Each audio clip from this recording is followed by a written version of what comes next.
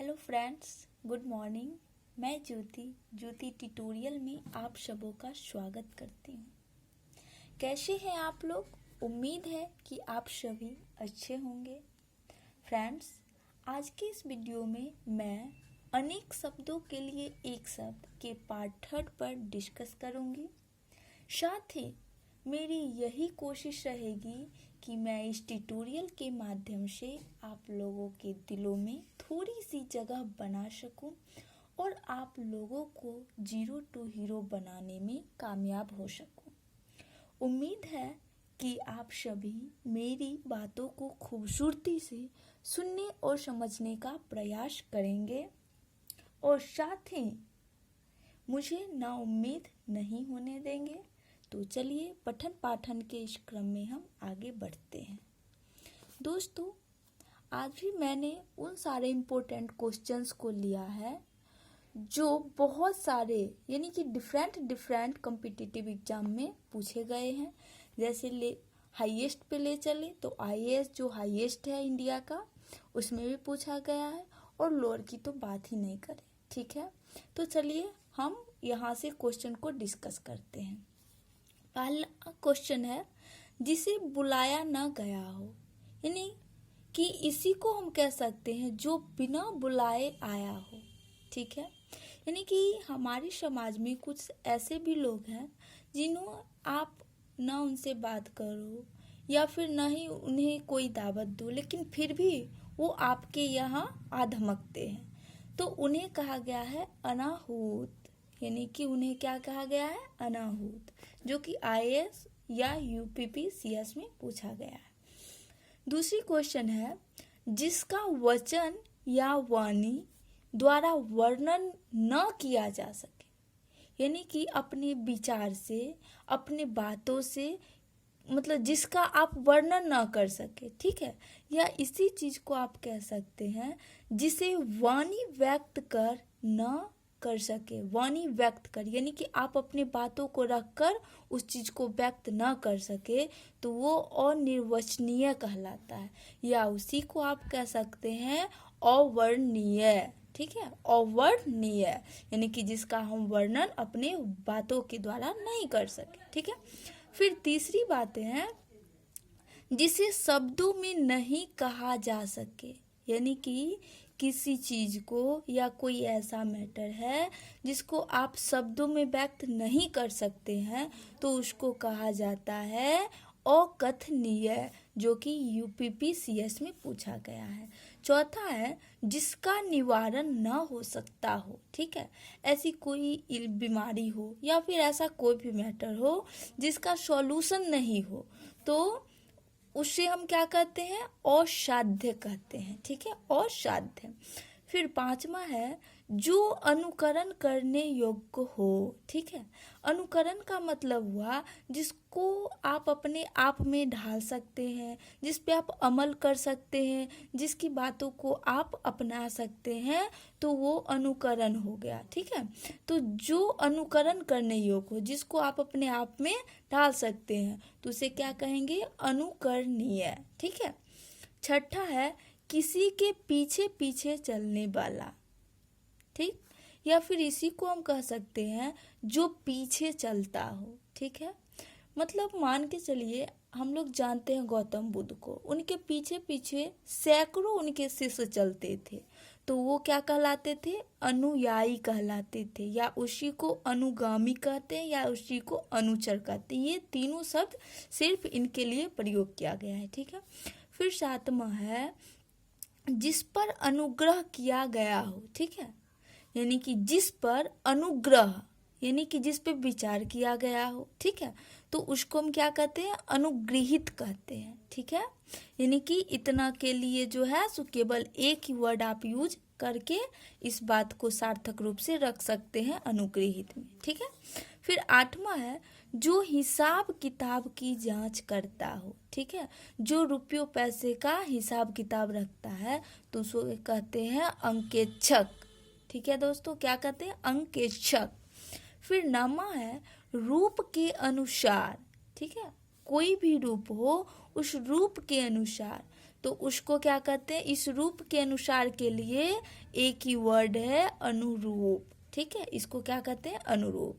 फिर सोच समझ कर कार्य न करने वाला, यानी कि बहुत सारे ऐसे लोग हैं जो बिना सोचे समझे कोई भी कार्य करने लग जाते हैं, फिर उसका परिणाम क्या निकलता है, वो कार्य सार्थक नहीं हो पाता है, उसके परिणाम अच्छे नहीं आते हैं। ठीक है, तो उसी को हम कहते हैं सोच समझ कर कार्य न करने वाला, तो उसको क्या कहेंगे, अविवेकी। ठीक है, बिना विवेक के, बिना बुद्धि से, बिना सोच विचार के काम करना। ठीक है, फिर 11 में है जो पहले कभी घटित न हुआ हो, यानी कि जो अभी हम वर्तमान में है तो वर्तमान से पहले यानी कि पास्ट में कभी घटित ही नहीं हुआ हो तो उसे क्या कहेंगे, अघटित। ठीक है, फिर 12 में है जिसकी परिभाषा देना संभव न हो, यानी कि ऐसा कोई मैटर जिसकी परिभाषा देना संभव ही न हो, जिसे हम कोई भी सार्थक शब्दों से परिभाषित ही ना कर सकते हो, तो उसके लिए एक शब्द आता है अपरिभाषित, जिसकी परिभाषा नहीं उसे अपरिभाषित कहेंगे। ठीक है, फिर कहता है विकृत शब्द या बिगड़ा हुआ शब्द, इसका मतलब क्या हुआ, जैसे आप लिखते हैं कपड़ा। ठीक है, तो कपड़ा जो कि हम पहनते हैं तो हम उसको कपड़ा कहते हैं, लेकिन इसी का विकृत शब्द यानी कि पहले प रख दीजिए, फिर को रख दीजिए, उसके बाद रा, पकड़ा, ये भी हम जानते हैं तो ये भी सार्थक शब्द, लेकिन इसी को पहले आप रा रख दीजिए, तब को रख दीजिए, उसके बाद प, तो राकप, ये कोई वर्ड है क्या, नहीं है, तो ये विकृत शब्द हो गए। शब्द तो है लेकिन ये विकृत शब्द है, बिगड़ा हुआ शब्द है, जिसको क्या कहते हैं, अपभ्रंश कहते हैं। ठीक है, फिर देखिए 14 में है जो विश्वास करने योग्य ना हो, यानी कि कोई भी व्यक्ति हो जिस पे आप विश्वास ना कर सकते हो कि वो आपके मैटर को जिसे आप छुपाना चाहते हैं उसको किसी और से, किसी दूसरे व्यक्ति से छुपा के रख सकता है कि नहीं। ठीक है, तो जब आप किसी पे विश्वास नहीं करते हैं तो उस बातों के लिए जो है सो एक वर्ड प्रयोग में आता है और वो वर्ड है अविश्वसनीय। ठीक है, जो विश्वास करने योग्य ना हो। फिर या फिर ऐसा कोई मैटर भी हो सकता है जो आपसे कोई कहता है कि आज शाम में बारिश होगी, लेकिन आपको विश्वास नहीं हो रहा है, या कोई ये कहता है कि आज आकाश से आग के गोले गिरेंगे तो आपको विश्वास नहीं हो रहा है, तो आपके लिए अविश्वसनीय हो गया। ठीक है, फिर 15 में है जिसका किसी भी प्रकार उल्लंघन नहीं किया जा सके। ठीक है, यानी कि किसी भी प्रकार से उल्लंघन न किया जा सके। ठीक है, तो उसके लिए एक शब्द आता है अनुलंघनीय। ठीक है, अनुलंघनीय, जिसका किसी भी प्रकार से उल्लंघन न किया जा सके। ठीक है दोस्तों, उसके बाद 16 में है जो अभी तक न आया हो। ठीक है, जो अभी तक यानी कि वर्तमान में जहाँ पे हम हैं इस समय तक न आया हो तो उसके लिए एक ही वर्ड है अनागत, जो अभी तक न आया हो। ठीक है, फिर 17 में है मूल्य घटाने की क्रिया। मान के चलिए आप मार्केट गए, कोई सब्जी खरीद रहे हैं या फिर कोई कपड़ा खरीद रहे हैं या कुछ भी खरीद रहे हो, तो मोल भाव यदि आप करते हैं, दुकानदार कहेगा कि इसकी कीमत मतलब 500 रुपये है, लेकिन आप कहेंगे नहीं इसकी कीमत हम 400 रुपये देंगे, तो ये मूल्य घटाने की क्रिया हुई, तो उसी को हम क्या कहते हैं, अवमूल्यन कहते हैं, जो कि IAS B.Ed के एग्जाम में पूछी गई है। ठीक है, फिर 18 में है अधिकार या कब्जे में आया हुआ।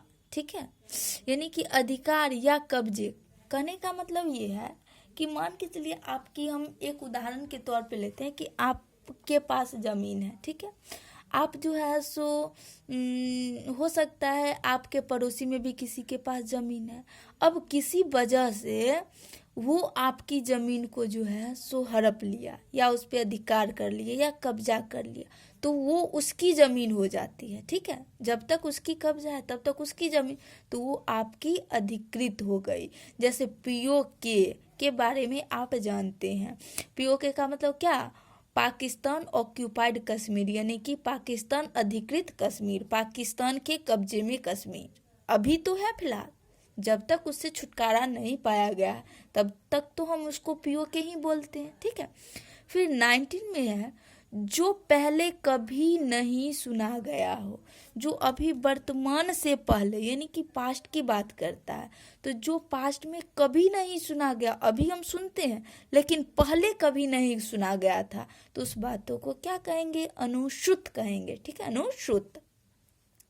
फिर 20 में है जिसका जन्म अंडे से हो, यानी कि ऐसे कुछ पक्षी हैं जिनका जन्म जो है सो अंडे से हुआ होता है, तो उसको हम क्या कहेंगे? अंडज कहेंगे। आज के वीडियो में दोस्तों इतना ही।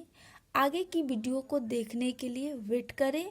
और मतलब मैं इतना कहना चाहूँगी कि मैंने जो बताया उसको आप अच्छी तरीके से एक बार और वीडियो को देखें, समझें, सुने।